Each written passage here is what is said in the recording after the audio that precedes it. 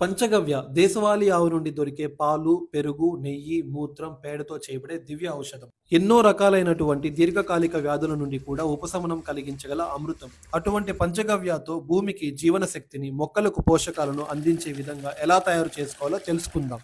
ముందుగా 7 కేజీల ఆవు పేడను బ్రహ్మముహూర్త సమయంలో సూర్యుని కిరణాలు పడకముందే సేకరించుకోవాలి. అందులో అర లీటర్ దేశవాళీ ఆవు నెయ్యి కలుపుకోవాలి. ఇలా 2 రోజులు ఉదయం, సాయంత్రం కలుపుకున్న తరువాత అందులో మూడవ రోజు 2 లీటర్ల దేశవాళీ ఆవు పాలు, 2 లీటర్ల దేశవాళీ ఆవు పెరుగు, 3 లీటర్ల గోమూత్రం, ఎంత పాతదైతే అంత మంచిది, 2 లీటర్ల చెరుకు రసం, 2 లీటర్ల కల్లు, బాగా మగ్గిన అరటి పండ్లు ఒక 20.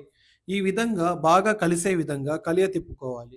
ఇలా 16 రోజులు ఉదయం, సాయంత్రం చేసుకోవడం ద్వారా పంచగవ్య తయారవుతుంది. ఎవరికైనా సరే ఈ మిద్దె తోటలు ఉన్న వాళ్ళు గాని ఎవరైనా ఈ పంచగవ్య కావాలి అనుకుంటే కామెంట్ ద్వారా తెలియచేయొచ్చు.